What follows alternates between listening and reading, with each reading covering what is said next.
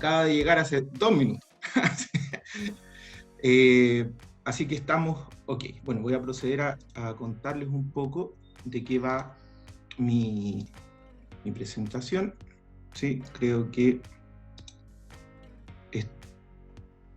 ahí estamos. ¿Sí? ¿Se ve? ¿Estoy compartiendo? ¿Se ve ok? Todo bien, Jorge, se ve bien. Perfecto, muchas gracias. Que no estoy muy habituado a Zoom.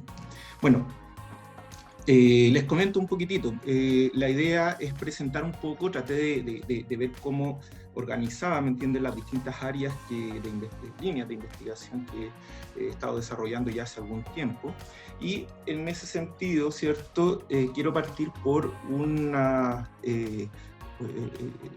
diapo, ¿cierto?, que uso habitualmente, pero que en realidad ya hoy en día yo diría que está un poco antigua, ¿cierto? Porque es del año 2014 y nos muestra, ¿me entiendes?, la realidad nacional en el uso de TIC. Y digo un poco antigua en el sentido de que claramente la situación de pandemia hoy en día ha venido a cambiar de forma radical, ¿me entiendes?, y abrupta la situación, ¿cierto?, en términos de el uso de TIC, ¿sí? Entonces, en ese sentido, ¿qué es lo que se discutía antes, ¿cierto? Es que básicamente los profesores llevaban, ¿me entiendes?, a que sus alumnos muchas veces realicen las mismas tareas, ¿me entiendes?, que ellos están habituados a desempeñar, ¿me entiendes? Buscar recursos pedagógicos, el estudiante busca información, hacer presentaciones, el estudiante le piden que hacer trabajo, ¿cierto?, asignar tareas y proyectos, el estudiante hace presentaciones.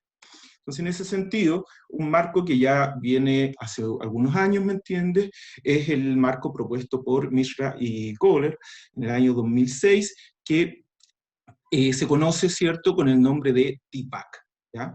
De su sigla, ¿cierto?, que corresponde al Technological Pedagogical Content Knowledge, ¿cierto?, el conocimiento tecnológico pedagógico del contenido, y básicamente trabaja con, o implica este marco, ¿cierto?, a lo menos 7 constructos, ¿ya? Hay distintas formas en las cuales uno aborda, ¿me entiende?, este marco. Ya les voy a explicar cómo nosotros también nos conectamos con esto, ¿me entiende?, desde las líneas de investigaciones que veníamos desarrollando ya hace un rato también, ¿ya? Básicamente tenemos varios modelos. Yo aquí voy a mostrar dos básicamente. Uno que tiene que ver con un modelo integrativo, ¿cierto?, y uno que un modelo transformativo. El modelo integrativo, tal como se ve aquí a la izquierda, ¿cierto?, en el fondo lo que hace, como este marco se sustenta, ¿cierto?, sobre la base del modelo planteado por Schulman, del conocimiento pedagógico del contenido, o como los didactas le llaman, el conocimiento didáctico, ¿me entiendes?, del contenido, ¿ya? Tenemos que lo podríamos mirar como la integración, ¿me entiendes?, la articulación perfecta de distintos cuerpos de conocimiento, distintos constructos, como el constructo de la pedagogía, ¿cierto?, el contenido disciplinar propiamente tal, y el contenido pedagógico, el contenido del contexto, ¿cierto?, y el contenido de la disciplina propiamente tal. Por otra parte tenemos, ¿cierto?, este otro modelo, que es más bien un modelo transformativo, ¿me entiendes?, y que de hecho algunos autores en el área del PSK ya propiamente tal hablan incluso de un PSK canónico, ¿me entiendes?, o personal, ¿me entiendes?, o un PSK, ¿me entiendes?, que deriva incluso de la parte del conocimiento grupal, ¿me entiendes?, que se puede dar entre los mismos profesores.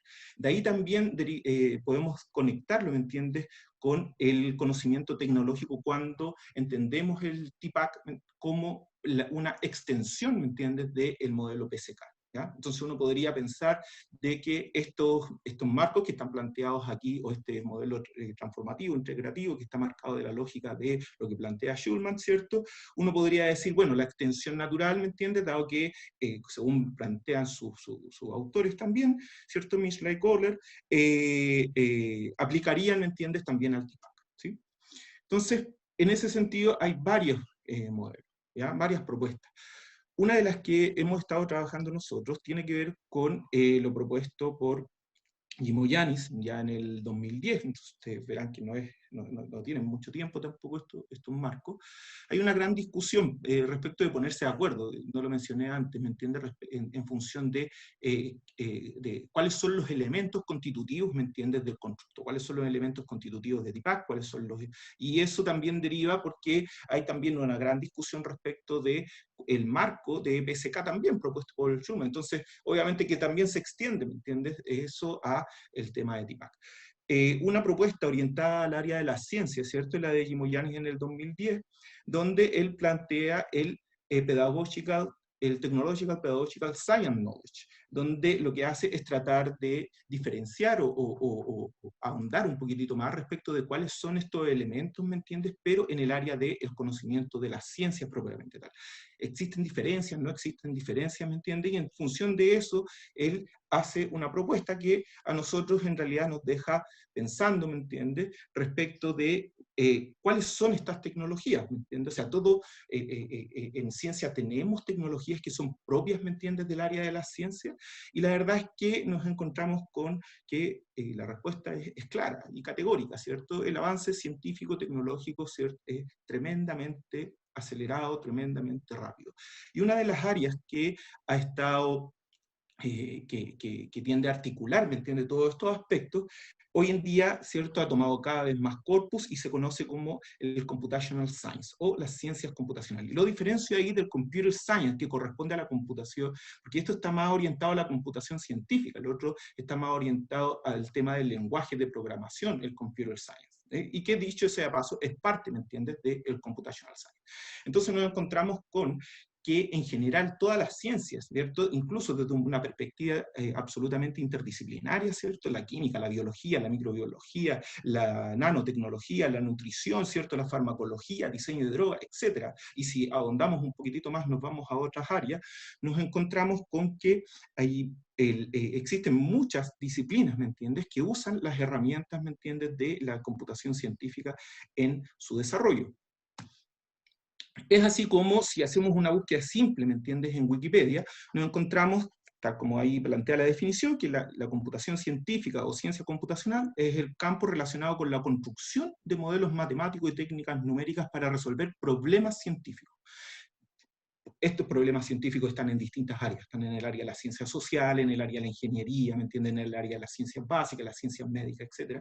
Y es así como encontramos una gran cantidad de campos relacionados como la bioinformática, quimioinformática, biología computacional, ¿me entiendes?, inteligencia artificial, física computacional, etcétera, etcétera, ¿sí? En ese sentido, disculpen, tenemos que según lo que plantea Yazar en el 2003, ya tiene un artículo en el 2000, pero en el 2003 ya toma más cuerpo este aspecto, es que efectivamente todo el área del computational science lo encontramos básicamente su desarrollo a nivel de PhD, ¿cierto?, a nivel doctoral. Es decir, no baja esta información, baja poco a nivel de magíster, menos a nivel de licenciatura. Es sorprendente cuando nos encontramos como si es que esto ha bajado o no, ¿me entiendes? Y cómo baja a la formación inicial docente, a la formación de profesores en el mundo. No estoy hablando aquí solamente en Chile. Este estudio, por ejemplo, de Yazar de ahí en el año 2003, es planteado particularmente en todas las carreras, ¿me entiendes? O sea, en carreras más bien que no tienen que ver necesariamente con la formación de profesores. Y ahí él plantea, ¿cierto?, que se pasó en el computational science, ¿cierto?, se pasa de un área que nos podría dar más cuenta de un modelo integrativo, ¿me entiendes?, ¿ya?, volviendo un poquitito a lo que veíamos antes, a un modelo transformativo, ¿sí?, donde el computational science adquiere, ¿cierto?, un cuerpo de conocimiento por sí mismo, ¿sí? Entonces, bueno, empezamos a mirar y claro, pues nos encontramos con, la pregunta fue, bueno, y ahí han habido avances en el área de las ciencias, ¿me entienden estos? Y claro, efectivamente sí, ¿ya? Efectivamente han habido avances, en el 2008 aparecen nuevos artículos, ¿cierto? En el 2009 aparece este otro artículo, en el 2008 también, ¿cierto? Transformando la educación química a través del computational science, ¿cierto? Y empiezan a aparecer varias aproximaciones, pero, insisto, ninguna ligada al área de formación de profesores. Entonces nosotros lo que hicimos fue decir, bueno, ¿qué hemos hecho ¿me entiendes? ¿Dónde está? ¿Qué hemos hecho nosotros en nuestras líneas de investigación? ¿Me entiendes? ¿Sabemos algo al respecto? Y la verdad es que mirando, haciendo un recuento de los distintos artículos, distintas investigaciones que hemos desarrollado, nos hemos dado cuenta que efectivamente hace ya mucho rato nosotros de forma inherente, ¿cierto? Hemos venido incorporando para distintos problemas científicos, ¿cierto? La computación científica desde distintos aspectos. Aquí en el primer caso tenemos, qué sé yo, un cálculo de una curva energética, ¿me entiendes?, en función de una hidroquinona. Después más abajo tenemos ahí estudios, los primeros estudios de donde trabajamos con las ciclodextrinas, ¿me entiendes?, que son una especie de baldes moleculares, y introdujimos, ¿me entiendes?, unas moléculas dentro de estos baldes moleculares para poder entender, ¿cierto?, qué es lo que estaba pasando. Después ya en el 2008, 2009, ¿cierto?, hicimos estudios asociados a la distribución de spin, ¿me entiendes?, etcétera. Entonces nos encontramos con varios ejemplos, ¿me entiendes? Aquí tenemos uno donde trabajamos con en el área más bien de síntesis, y nos encontramos hoy en día que existen una cantidad importante de herramientas científicas que se utilizan para poder analizar, ¿me entiendes?, las distintas rutas sintéticas y trabajar con librerías de compuestos, ¿me entiendes?, con fragmentos moleculares para poder venir y sencillamente evaluar, ¿me entiendes?, cuáles son los posibles, los potenciales compuestos que se podrían llegar a formar, de tal manera de poder evaluarlo, ¿sí? Entonces, la verdad es que es bastante amplio el campo, ¿me entiendes?, los distintos ejemplos que uno puede encontrar donde se aplican, ¿cierto?, el área de la computación científica. Aquí tenemos un caso distinto, ¿me entiendes?, donde vemos ya más orientado a cálculos de análisis de datos, ¿me entiendes?, cálculo estadístico, y que hicimos con un trabajo liderado por la doctora Cáceres, ¿me entiendes?, donde trabajamos con el doctor Jorge Jo, quien presentó anteriormente, donde incorporamos también técnicas de geolocalización, ¿me entiendes?, para hacer los análisis propiamente tal. Entonces, la verdad es que es amplio. Entonces nos preguntamos ahí si es que los software grados científicos propiamente tal, ¿me entiendes? El Research Grade Computational Chemistry Software, los software grados científicos, si es que efectivamente, ¿me entiendes?, ¿podríamos o no podríamos incorporarlos en procesos, o son exclusivos del área de la ciencia? Entonces uno dice, chuta, los profesores de ciencia, en realidad, si existe una tecnología que es propia, ¿me entiendes?, del desarrollo científico, esta tecnología que es propia del desarrollo científico debiese llegar o no debiese llegar a la formación inicial o incluso a la formación continua del profesor. Bueno, nos embarcamos ahí en un estudio interdisciplinario, ¿me entiendes?, en función del marco, ¿me entiendes?, que encontrábamos que el marco que mejor se aplicaba para nuestros estudios era el marco del Technological Pedagogical Science Knowledge, ¿ya? Y partimos, ¿cierto?, pongo ahí ese artículo, ya, del 2017, porque en el fondo el problema que abordamos, ¿me entiendes?, lo sacamos de un artículo que habíamos publicado previamente, donde trabajamos sobre la identificación de potenciales inhibidores, ¿me entiendes?, para una proteína en específico en función de la enfermedad del Magdalena. Entonces tomamos eso como, dijimos, este paper, ¿me entiendes?, cumple con ciertas características, ¿me entiendes?, que lo hacen que podamos pensar en generar una experiencia, ¿me entiendes?, para la formación de profesores.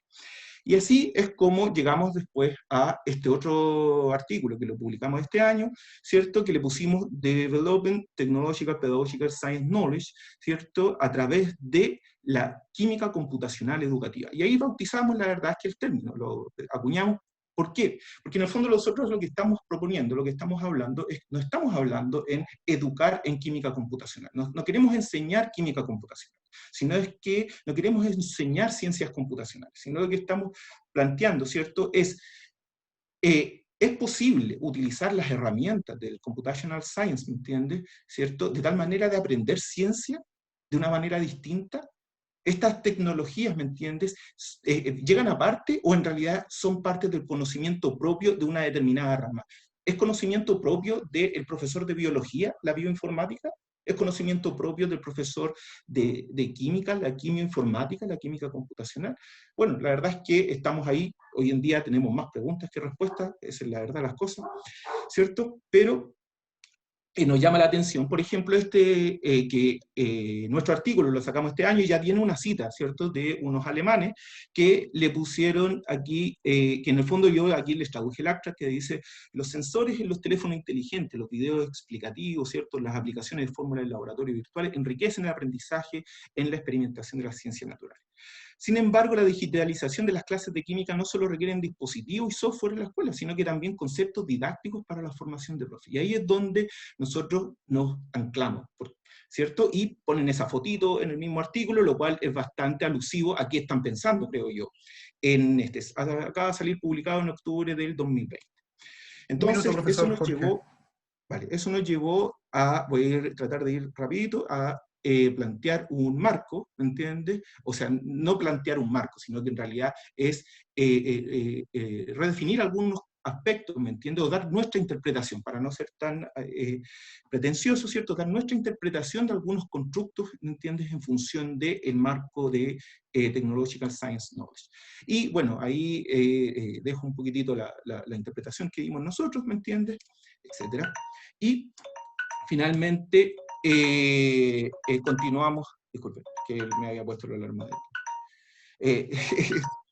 finalmente continuamos, ¿me entiendes?, avanzando distintos aspectos, ¿sí? Disculpen. Bueno, y aquí solamente comentar una de las experiencias, ¿me entiendes?, del módulo que mencionaba, que implementamos, donde trabajamos, como les dije, con una propuesta en el área del mal de Chagas, ¿me entiendes? Finalmente, estos son los resultados que tuvieron los estudiantes. Este es un póster que realizaron los estudiantes en la última experiencia que trabajamos, ¿me entiendes? Y alguna de los hallazgos, ¿me entiendes?, tienen que ver básicamente con que las percepciones, de momento, ¿me entiendes?, están siendo bastante positivas en el área de la contextualización, en el área de la búsqueda de información, ¿cierto?, de discriminar la información, sintetizar, ¿cierto?, y poder alcanzar conclusiones relevantes, ¿me entiendes? La verdad es que pareciera que esto, la percepción con la que nos quedamos es que debemos continuar explorando. El semestre pasado, ¿me entiendes?, a modo de ejemplo, en función del tema de COVID, ¿ya? Y ahí es donde uno ve la flexibilidad, ¿me entiendes?, y las proyecciones que tiene esto. Trabajamos, ¿me entiendes?, con una propuesta de los estudiantes, una propuesta, digo, en la cual ya salimos del mal de Chagas y en el fondo trabajamos con COVID. Trabajamos con un artículo publicado este mismo año, ¿me entiendes?, que salió publicado en la revista Science, y lo que hicimos es generarle a los estudiantes un módulo, ¿me entiendes?, donde trabajaron con trabajaron con una de las proteínas que había sido recientemente cristalizada, ¿cierto? Voy a ver si puedo mostrarles aquí un poquitito el asunto, ¿sí? A ver si cómo anda la visualización, ¿ya? Pero básicamente es que hoy en día toda esta herramienta, así como ustedes lo pueden ver, cuánto me demoré 2 minutos, ¿me entiendes?, en poder visualizar, ¿cierto? Este es una de las proteínas recién cristalizadas acá. Solo se ve tu presentación de PPT. Ah, ya, disculpa, ¿cómo lo hago aquí para cambiar la De cosita? todas maneras estamos en el tiempo, no sé si lo puede hacer. Sí. ¿Lo alcanza a hacer? Bueno, Te esperamos. ahí está. Bueno, estaba mostrando, ¿cierto?, una visualización de este asunto, que básicamente en el fondo es para mostrar un poquitito la versatilidad, ¿me entiendes?, que tienes hoy en día toda esta área y las posibilidades, ¿me entiendes?, de poder diseñar distintos escenarios, ¿me entiendes?, para la formación de estudiantes, y que efectivamente se puede proyectar, ¿me entiendes?, a otros niveles educativos. Bueno, ahí está. Muchas gracias por su atención.